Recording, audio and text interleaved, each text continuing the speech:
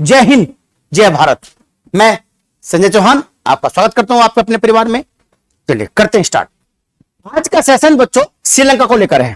किसे? श्रीलंका। श्रीलंका की जो स्थिति आज है वो स्थिति क्या अचानक हुई है?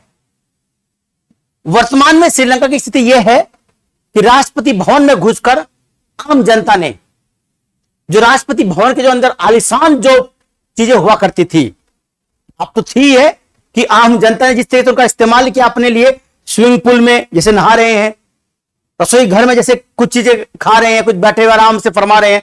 वास्तव में यही तो होता है लोकतंत्र। सब कुछ अपना है, सब जनता के हाथ में है। जनता का था, जनता ने दिया था, जनता को मिल गया। खैर ये तो एक उपहास टाइप में हुआ। श्रीलंका की जो स्थिति है बच्चों वो हमारे देश के लिए भी अच्छी नहीं है। हमारा पड़ोसी अगर डिस्ट्रॉय हो रहा है, उसका विनाश हो रहा है, तो उसकी आंच हम तक भी आती है। तो अपने पड़ोसी हमेशा स्वस्थ रहें, अपना जीवन सही से चलाते रहें, वही अच्छा होता है। श्रीलंका की वर्तमान में स्थिति यह है कि राष्ट्रपति गोटबाया राजपक्षे अपना महल छोड़कर चले गए हैं। कहां है किसको मालूम नहीं है। प्रधानमंत्री रिनिल विक्रमसिंघे ने कहा कि इस्तीफा देंगे 13 तारीख को, और जनता ने राष्ट्रपति भवन पर अधिकार कर लिया है। यह चीज श्रीलंका की वर्तमान में है। क्या श्रीलंका जो स्थिति में पहुंचा है आज वो एकदम से हुआ, अचानक से नहीं। इसके पीछे राजनीतिक और आर्थिक कारण सबसे बड़े जिम्मेदार हैं। मैंने आपको पहले अपनी वीडियो में बताया भी है, राजनीति देश का भविष्य निर्धारण करती है। राजनीति आने वाले पीढ़ियों को और वर्तमान पीढ़ियों को कैसा राष्ट्र देंगे, ये सब राजनीति तय करती है। किसी देश की राजनीति कितनी गिर सकती है, कितनी खराब हो सकती है, ये श्रीलंका ही नहीं, श्रीलंका जैसे तमाम देश ऐसे हुए हैं जब राजनीति में ऐसे लोग बैठे हैं तो वो देश गर्त में ही गया है। इसीलिए कहते हैं लोकतंत्र अच्छा तो है, सबसे अच्छी शासन प्रणाली वर्तमान में स्वीकार्य लोकतंत्र ही है, लेकिन लोकतंत्र में जो वोट की राजनीति होती है बच्चों वो बहुत खराब होती है। केवल वोट की राजनीति होना, और जब वो वोट की राजनीति होना देश के आर्थिक व्यवस्था पर, देश की राजनीतिक व्यवस्था पर हावी होने लगे, तो फिर वोट की राजनीति नहीं रही है। श्रीलंका में जो स्थिति खराब हुई वो कोई एक दिन की देन नहीं है। उसके पीछे दो बड़े कारण है, आर्थिक और राजनीतिक कारण। सबसे पहले देखते हैं राजनीतिक कारण क्या है श्रीलंका को इस हालात में पहुंचाने वाले, कि वहां की जनता को स्वयं अपने आप रोक नहीं पाई, और जो गुबार उनके अंदर पिछले कई महीनों से बढ़ा हुआ था, सालों से, कोरोना के बाद स्थिति बहुत खराब है श्रीलंका की, लेकिन जो वर्तमान पिछले कुछ महीनों से जो जनता में गुबार था, 500 रुपए किलो आलू, 900 रुपए किलो शिमला मिर्च, कैसे जीवन जिएगा आदमी? श्रीलंका की मैक्सिमम आबादी एक टाइम भोजन कर रही है। देखिए आप 21वीं शताब्दी में हम ऐसा सोच सकते हैं कि एक बड़ी जनसंख्या केवल एक टाइम भोजन करे? उपलब्धि नहीं है, खाद्यान्न कहां से आएगा? इसके पीछे कौन जिम्मेदार है? इस त्रासदी के पीछे कौन जिम्मेदार? आइए जांच करते हैं, देखते हैं। पहले श्रीलंका के देखो, ये देख रहे हो आप,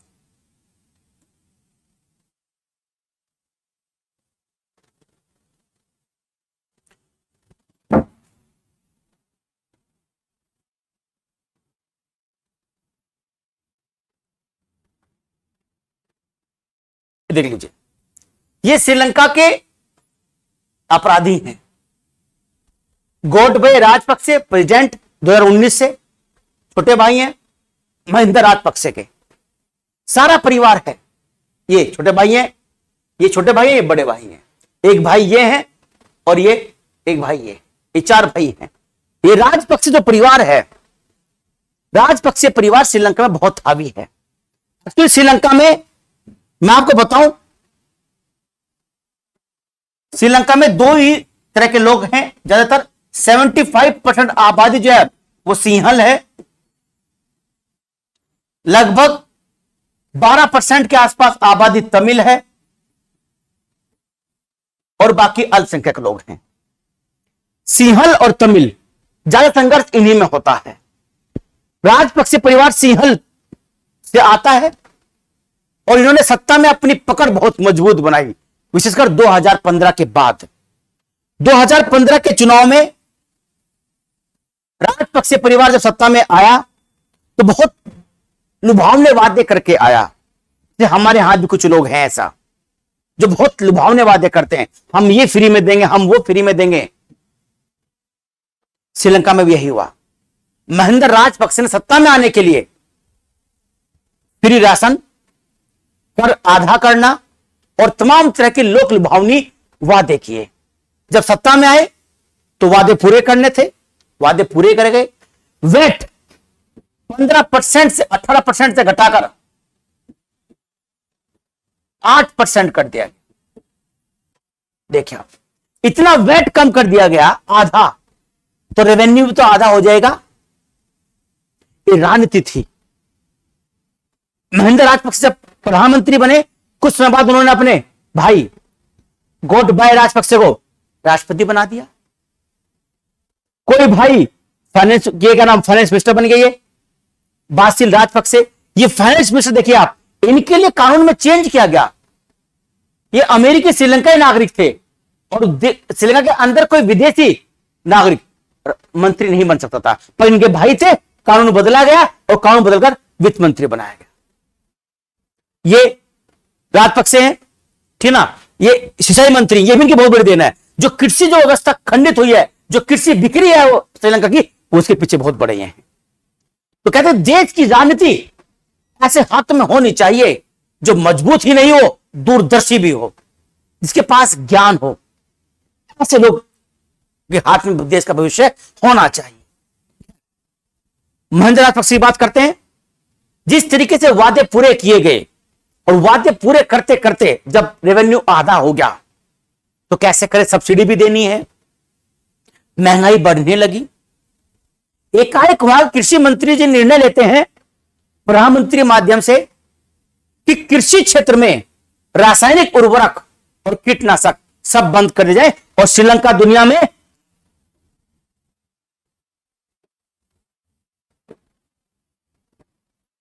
दुनिया में सबसे पहला से देश बनेगा जो पूर्णतः ऑर्गेनिक होगा। यह बात वहां के वित्त मंत्री ने कही और उन्होंने एकाएक सारे रासायनिक उर्वरक और कीटनाशक बंद कर दिए और ऑर्गेनिक खाद मंगाया। कोई बात नहीं, ऑर्गेनिक एक अच्छी शुरुआत है। हमारा सिक्किम कर चुका है, मिजोरम में भी हो चुका है।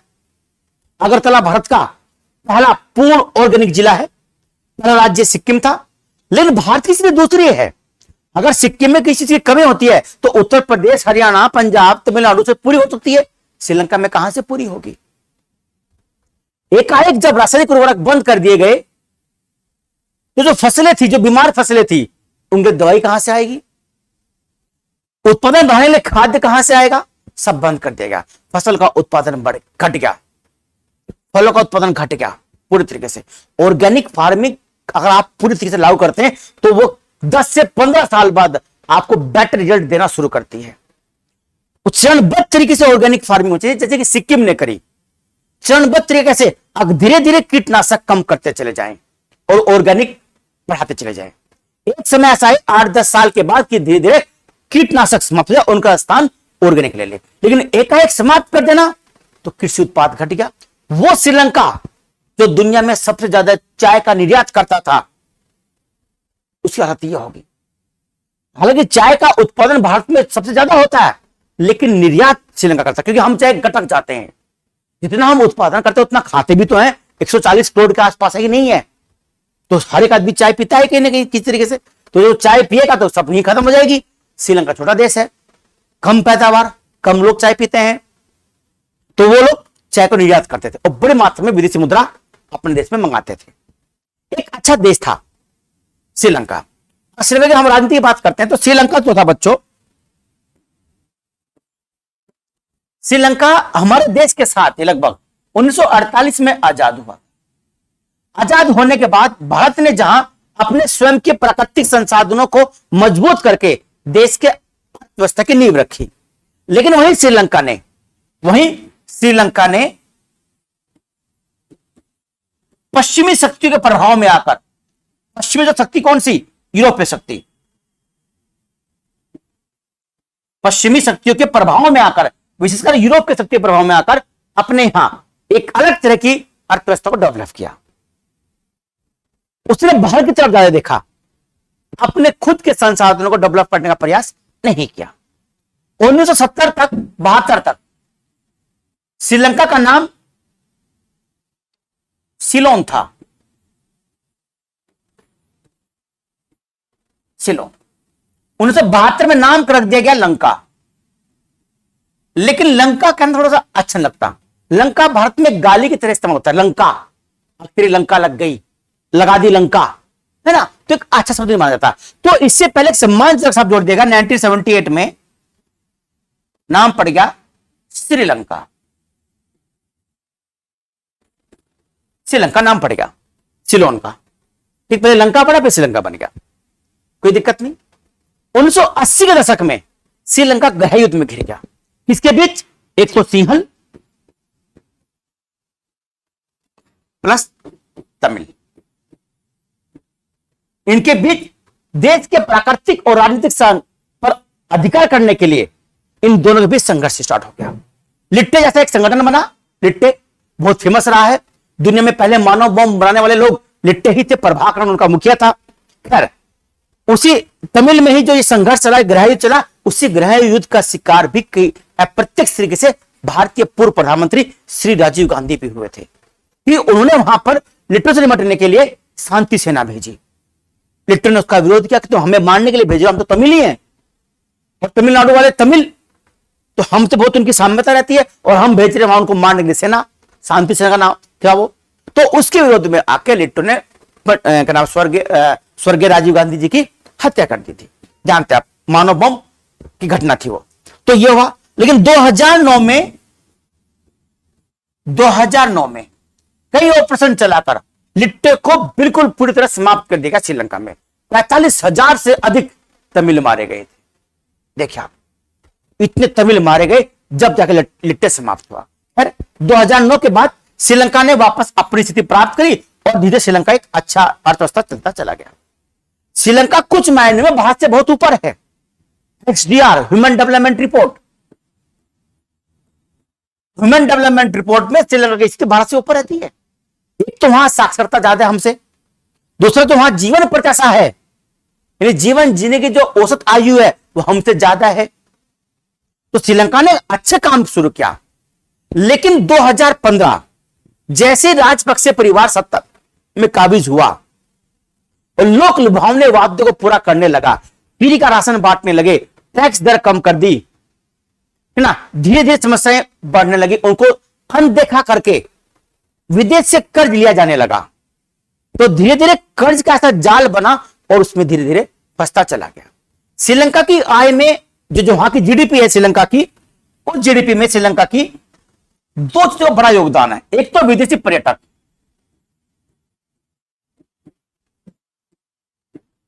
विदेशी पर्यटक का योगदान है। वहां के जीडीपी में लगभग 12.6% योगदान बच्चों विदेशी टूरिज्म का था, और बहुत बड़ा योगदान वहां की अर्थव्यवस्था में कृषि का है। ये दो बड़े योगदान थे कृषि में। और दूसरी बात क्या थी, श्रीलंका में 2019 में आप जानते हैं एक चर्च में बम विस्फोट हुआ था जिसमें बहुत सारे ईसाई मारे गए थे। जब से वहां ईसाई मरे, जो उसमें कुछ विदेशी पर्यटक भी थे, 20-22 लोग, तो श्रीलंका के प्रति विदेशों में एक सुरक्षा की भावना जागी। कनाडा और कुछ अन्य देशों ने अपने यहां एडवाइजरी कि कोई भी श्रीलंका की यात्रा ना करे। तो इस तरीके से श्रीलंका के खिलाफ माहौल बना, विशेषकर टूरिस्ट को लेकर, टूरिस्ट को लेकर आगे समस्या बढ़ी। अब 2019 के लास्ट में से कोरोना आया और 20 में स्थिति खराब होने लगी। 2019 में काम हो किया था श्रीलंका के राष्ट्रपति प्रधानमंत्री ने मिलकर। देखिए आप, इन्होंने एफडीआई को आकर्षित करने के लिए, एफडीआई की श्रीलंका में आए, एफडीआई को लाने के लिए यह कह रहे कि जो भी विदेशी कंपनी भारत में आएगी उसे टैक्स की छूट होगी। विदेशी को टैक्स, कंपनी को टैक्स नहीं देना है, ताकि एफडीआई आए, विदेशी मुद्रा ज्यादा आए। विदेशी मुद्रा भंडार बढ़ गए, ये ठीक ठाक निर्णय हो सकता है लंबे काल तक के लिए। लेकिन हालात बिगड़े उसके बाद। कैसे बिगड़े? ये बात 19 की है। जैसे ही 20 में कोरोना ने अपना प्रचंड रूप दिखाया तो सभी देश प्रभावित हुए, श्रीलंका प्रभावित हुआ। जो विदेशी पर्यटक थे वो घट गए बिल्कुल बुरी तरीके से। वो घट गए। जो विदेशी कंपनी वहां पर थी, जो नई कंपनी आई थी 20 से पहले पहले, वो टैक्स दे नहीं रही थी। अब नई कंपनी तो आनी बंद होगी। कोरोना के दौरान एफडीआई किस देश में आया ही नहीं, तो धीरे धीरे श्रीलंका की स्थिति गिरने लगी। जैसे जैसे श्रीलंका की स्थिति गिरी, ऊपर से 2015 के बाद टैक्स कम कर दिया। लोग बड़े खुश हुआ, हाँ हमने कितना अच्छा नेता चुना है, हमारा कितना अच्छा प्रधानमंत्री है, वाह जी वाह, मजा आ गया, सब कुछ फ्री मिल रहा है, फ्री राशन मिल रहा है, गैस के दाम कम कर दिए, टैक्स कम हो गया, तो अपने आप लोगों की इनकम बढ़ने लगी। जब टैक्स कम होने की बचत बढ़ी, लेकिन बचत थोड़ी बढ़ती है। आपका टैक्स कम हो तो कुछ तो चीज महंगी होगी, कि जो चीज आपको फ्री दी जा रही है उसका कीमत कोई ना कोई तो कहीं ना कहीं तो दे रहा है ना। अगर हमारी सरकार, भारत सरकार गरीब लोगों को राशन फ्री दे रही है, गेहूं फ्री दे रही है, चावल फ्री दे रही है, आपका जो है रिफाइंड फ्री दे रही है, तो उस रिफाइंड गेहूं चावल की कीमत तो किसानों को मिल रही है, तो पैसा कहीं ना कहीं तो जा रहा है। हमारे यहां भी यही श्रीलंका की थी। तो धीरे धीरे श्रीलंका में बढ़ते बढ़ते जो विदेशी ऋण था वो वहां की जीडीपी का 60% हो गया। यानी कि जो डेफिसिट था वो 60% हो गया। डेफिसिट का मतलब होता है कि आप कमाते तो 100 रुपए हो, खर्च करते हो 160 रुपए, तो 60 कहां से लाओगे? विदेश से लाओगे ना। आईएमएफ से बहुत बार लोन ले चुका है, और आईएमएफ से लोन का मतलब ये होता है कि आईएमएफ केवल और केवल भुगतान संतुलन की समस्या को दूर करने के लिए लोन देता है, और वो लोन बहुत शर्तों के साथ होते हैं। अब क्या हुआ? आईएमएफ से भी लोन ले रहा है, आईएमएफ शर्तें लगा रहा है कि भाई यहां ही खर्च करना है, यहीं खर्च करना है, इतने दिन बाद वापस भी करना है। दूसरी तरफ अब वो गया चीन के पास। चीन का कोई बात नहीं, आ जाओ मेरे पास, मेरे 2 पैसे, तो मेरे पास बहुत पैसा है, बहुत कितना चाहिए अब दे दो जी। कहा हमें कोई शर्त भी नहीं है। हालांकि शुरू में चीन ने कोई शर्त नहीं लगाई, लेकिन जब पैसा वापस नहीं दिया, उसको एडजस्ट करने के बाद श्रीलंका ने चीन से कही, तो चीन ने कड़ी शर्तें लगा दी। श्रीलंका मुट्ठी में था, माननी पड़ती, मानी। और कोलंबो में जानते हैं आप, एक बहुत बड़ा सेक्टर कोलंबो में, एक बहुत अपने उसके बंदरगाह का एक बड़ा हिस्सा चीन को दे दिया 99 साल के पट्टे पर। भारत सरकार ने विरोध किया, नहीं भाई ये आप क्या कर रहे हो, हमें डर है, हमारी सुरक्षा खतरे में आ जाएगी। चीन यहां पर अपना सैन्य आधार, सैन्य बेस बनाएगा, जब सैन्य बेस बनेगा तो हमें चीन घेरने का प्रयास कर रहा है। तो भारत के हस्तक्षेप से यह तय होगा कि उस जगह का जो सुरक्षा होगी, जो सैन्य इस्तेमाल होगा, वो श्रीलंका के हाथ में होगा। बाकी 70% चीन के पास होगा, और 30% देखरेख जो करेगा वो श्रीलंका करेगा। ये काम। लेकिन धीरे धीरे और चीजें, चीन का कर्ज, हालांकि चीन का बहुत ज्यादा कर्ज नहीं है, केवल वहां की जीडीपी का 10% कर्ज ही चीन का है। तो केवल चीन को जिम्मेदार ठहरना भी सही नहीं है, जिम्मेदार तो खुद वहां का राजपक्षे परिवार है। जिस तरीके से एक के बाद एक चीज चली, तो मैंने आपको बताया कि रासायनिक खाद बंद कर दिए। जब रासायनिक खाद बंद कर दिए तो अगले साल जो फसल आएगी वो कम आएगी। जब फसल कम आई तो आपूर्ति कम, मांग ज्यादा, कीमतें बढ़ गई। अब कीमतें बढ़ गई, बाहर से खाद्यान्न मंगाना पड़ा। जो विदेशी मुद्रा भंडार पेट्रोल डीजल पर खर्च होना चाहिए था, वो खाद्यान्न वस्तु पर हो रहा है, चावल पर हो रहा है, गेहूं पर हो रहा है, रिफाइंड पर हो रहा है, तेल पर हो रहा है। अब भंडार का वहां नीचे आएगा। दूसरा, जो विदेशी मुद्रा भंडार का जो स्रोत होता है, एफडीआई, विदेशी पर्यटक, ये तो बंद है। ये श्रीलंका में आई ना आता कोई। कोरोना के बाद तो लगभग सभी देशों में विदेशी पर्यटक कम हुए। एफडीआई श्रीलंका में, इसलिए श्रीलंका में स्थिति खराब हो रही थी धीरे धीरे, क्योंकि जब भी कोई विदेशी निवेशक कहीं देश में पैसा लगाता है तो वो 1000 बार सोचता है कि क्या मेरा लगा हुआ पैसा वापस होगा, क्या मेरा पैसा सुरक्षित है जो मैं लगा रहा हूं। तो जब श्रीलंका की ओर देखेगा, कहा नहीं भाई, तो एफडीआई से कतराता है, जाता नहीं है। और विदेशी आय के ये 2 ही बड़े स्रोत हैं, विदेशी पर्यटक और एफडीआई। और भी स्रोत हैं, पर वो स्रोत श्रीलंका के संदर्भ में से हमारे कोई भी लोग बाहर रह रहे हैं हमारे, तो हमारे तो बहुत सारे लोग बाहर रह रहे हैं जो यहाँ पैसा भेजते हैं, तो भी हमारे एफडीआई के माध्यम बनता है। और बहुत सारे स्रोत होते हैं, पर मेन स्रोत यही है बच्चों, जो विजिपेटक और एफडीआई। ये आ नहीं रहा, मुद्रा भंडार धीरे धीरे कम हो रहा है। अब मुद्रा भंडार कम हो रहा है, अब तो क्या करिएगा, कहां से पैसा लाइएगा? अब स्थिति खराब होने लगी। जो कुछ धन था सोने का, जो उसके पास सोने का था, आधा भंडार सोने का बेच दिया। जो कुछ पैसा आया, डीजल पेट्रोल मंगाया, ताकि ईंधन की कमी ना रहे देश के अंदर। पर कब तक? जब ईंधन की कमी होगी तो बाहर से मंगाया, कुछ दिन थोड़ा ठीक रहा, 2 4 10 दिन 20 दिन, उसके बाद श्रीलंका के वित्त मंत्री देखिए आप, हिनार्थ प्रबंधन के तहत नए नोट छापते हैं। और आप जानते हो इकोनॉमिक्स में घाटे की वित्त व्यवस्था बोलते हैं नए नोट छापना। नए नोट छापना कभी भी किसी देश के लिए हमेशा महंगाई को बढ़ाने वाला होता है, कि जो नया नोट आता है वो उत्पादन की प्रक्रिया में शामिल नहीं होता। उतना में से छाप दे, कागज हमने छाप दिया और वो पैसा बैंक के माध्यम से लोगों में बांट दिया। पैसा बढ़ गया लोगों के पास। जब पैसा बढ़ेगा, सामान तो कहीं से नहीं आ रहा है, आलू तो उतना ही उत्पादन होगा, खरीदने वाले ज्यादा पैसा वाले होंगे। तो जो सामान 50 रुपए किलो था वो 500 रुपए किलो पहुंच गया, जो 100 रुपए किलो था वो 1000 रुपए किलो पहुंच गया। इतनी महंगाई होगी। 80% से अधिक जनसंख्या एक टाइम भोजन करने लगी। सोचिए आप, बच्चे कैसे रहे होंगे? बच्चों को देखकर मां बाप को क्या हाल होता होगा? मां बाप का हाल क्या होता होगा? उन बच्चों का हाल क्या होता होगा जो 24 घंटे जब सोते जब कहते हैं मम्मी दूध, पापा दूध, उनका क्या हाल होगा? तो इतनी बुरी स्थिति श्रीलंका में एकमात्र परिवार, ऐसे योग्य व्यक्ति को जब हम दाग डोर सामेंगे तो ऐसा ही होगा। एक का एक रासायनिक खाद बंद करना, कुछ सलाह नहीं, रिपोर्ट नहीं, समिति नहीं बनाई, आयोग नहीं बना। हमारे यहां देखिए, भारत को लगता है कि हमें लगता है कि भारत के जो राजनीतिज्ञ वास्तव में वो योग्य व्यक्ति हैं, लेकिन कुछ चीजें हम भी खराब कर रहे हैं। हमारे यहां भी कई राज्य हैं जिनका डेफिसिट बहुत ज्यादा है। किसी भी देश का डेफिसिट, किसी भी राज्य का डेफिसिट आपके जीडीपी के परसेंट में अगर 20-25% से अधिक हो जाए, 20-25% से अधिक हो जाए, तो जान लीजिए वो उस चीज के लिए अच्छा नहीं होता है।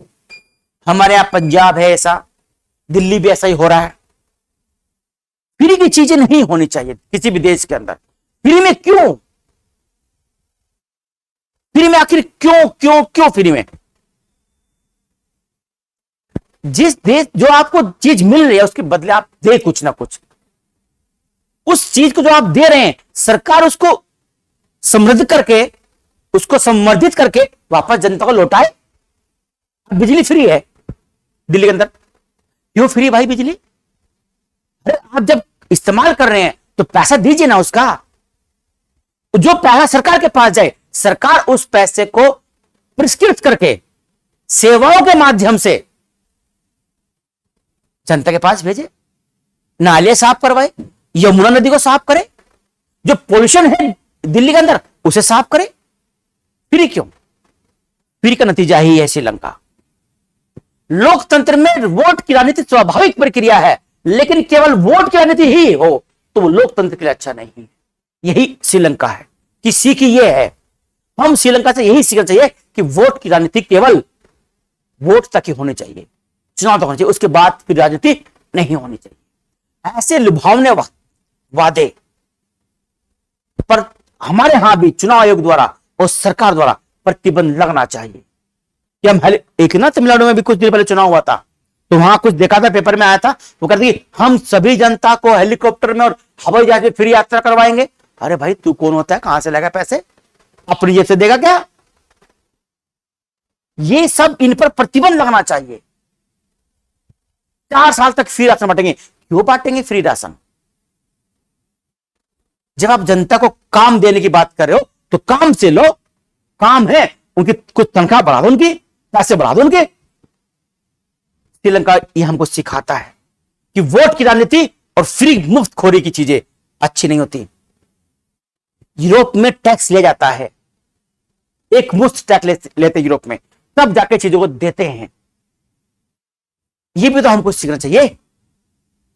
तो श्रीलंका की स्थिति के पीछे एक तो बहुत बड़ा कारण यह है, राजनीतिक कारण यह है कि महिंदा राजपक्षे और उनका सारा परिवार जब राजनीति में आ गया, चाचा भतीजे चारों भाई बड़े बड़े पद पर, उनके पुत्र बड़े बड़े पद पर, उनके कजन बड़े बड़े पद पर, तो जब राजनीति में एक पक्ष के पास सत्ता होती है, एक परिवार के पास सत्ता होती है, तो उसको कहने वाला, टोकने वाला, रोकने वाला कोई नहीं होता। वो अगर गलत निर्णय भी ले रहा है तो कोई आलोचना नहीं होगी, सही निर्णय ले रहा है तो तारीफ तो सब करेंगे। लेकिन वो क्या सही है क्या गलत है इसको तो विपक्ष देख सकता है सही तरीके से, या जो साथ जो मंत्री हैं वो भी दे सकते हैं सुझाव। अगर नहीं, अब यहां पे तो ताऊ जी बैठे हुए, चाचा जी बैठे हुए, फूफा जी बैठे हुए, किसे रोकोगे आप? तो सत्ता एक परिवार के हाथ में कभी नहीं होनी चाहिए। सत्ता एक परिवार के हाथ में होगी तो वो देश के भविष्य के लिए अच्छा नहीं होगा। तो राजनीतिक बड़ा कारण यही था, विपक्ष खत्म था, सब एक ही परिवार के लोग थे, और जो बाकी और मंत्रिमंडल में थे भी वो भी सब इन्हीं के चाचा भतीजा थे, तो उनके हाथ में गया। इतने खराब निर्णय खराब समय पर लिए गए। ये सब चीजों ने मिलकर श्रीलंका के अंदर एक ऐसा संकट पैदा कर दिया, एक ऐसा जाल पैदा कर दिया कि श्रीलंका उससे निकल नहीं पाया। ऊपर से कोड में बोलते ना, कोड में खाज होगी, नए नोट छाप दिए, उसने और बड़ी समस्या पैदा कर दी। अब जो समस्या हुई, अब जनता तो 2-3 महीने पहले तो देखा होगा थोड़ा कुछ चुपचाप थी, विरोध तो हुआ पर इतना नहीं हुआ, लेकिन कल जो हुआ श्रीलंका में वो अच्छा नहीं है। कहीं ना कहीं सत्ता सैन्य तंत्र के पास आ गई तो जो स्थिति म्यांमार में है वो इसी श्रीलंका में हो जाएगी, और ये अच्छा नहीं होगा ना हम लोगों के लिए ना बाकी हमारे पड़ोसियों के लिए। पाकिस्तान है, अफगानिस्तान है, ना तो स्थिति खराब है पहले से जानते हैं आप, म्यांमार है, यहां भी स्थिति ऐसी है, अब श्रीलंका भी उसी राह पर चल रहा है। तो इन सबको देखते हुए भारत सरकार ने श्रीलंका की मदद समय समय पर की है और बिना शर्त के की है। लेकिन वहां के राष्ट्रपति ने कहा भी था, अब भारत हमें कब तक बचाएगा, कब तक बचाएगा भारत हमें। खैर जो भी हुआ, श्रीलंका की स्थिति तो अब श्रीलंका के हाथ में ही है, जो भी होगा देखते हैं। अंतरराष्ट्रीय समुदाय को उसकी हेल्प करनी चाहिए, भारत को विशेषकर आगे बढ़कर एक अच्छा मौका है भारत के लिए कि अपने एक ऐसे दोस्त की जो इस समय खराब स्थिति में, उसकी मदद के लिए आगे आए। हमारी भू सुरक्षा, हमारी रणनीतिक सुरक्षा, हमारी समुद्र सुरक्षा के लिए श्रीलंका बहुत इंपॉर्टेंट है। तो इन सब नजरों से अगर देखा जाए तो भारत को श्रीलंका की बिना शर्त एक बड़ी मदद करनी चाहिए, उसको आर्थिक सुझाव देना चाहिए कि किस तरीके से कार्य करे, किस तरीके से कार्य ना करे। श्रीलंका को भी भारतीय राजनीति के ऊपर विश्वास करके उन बातों को मानना चाहिए। तो बच्चों, हम भी आपको कहते हैं कि फ्री की राजनीति, फ्री का जो राशन है, मुफ्तखोरी की राजनीति के चक्कर में ना फंसे। जब कुछ खा रहे हैं, कर रहे हैं, तो कुछ तो ना कुछ तो देना चाहिए ना, फ्री में क्यों आखिर। तो ना फंसे और एक मजबूत राष्ट्र की तरह आप भी ऐसे व्यक्ति को वोट दे जो वास्तव में राजनीति करने लायक है, जिनके हाथ में हमारा देश सुरक्षित है। ऐसे लोग ही राजनीति में जाने चाहिए। ये आप खुद तय करेंगे, आप देश के युवा हैं, राष्ट्र निर्माता हैं, भाग्य विधाता आप ही तो हैं। ऐसे लोगों को पहुंचाओ जिनके हाथ में हमारे देश का भविष्य सुरक्षित हो, ना कि श्रीलंका जैसा राजपक्षे परिवार है। इस तरह का हो। ये बच्चों, जय हिंद, जय भारत।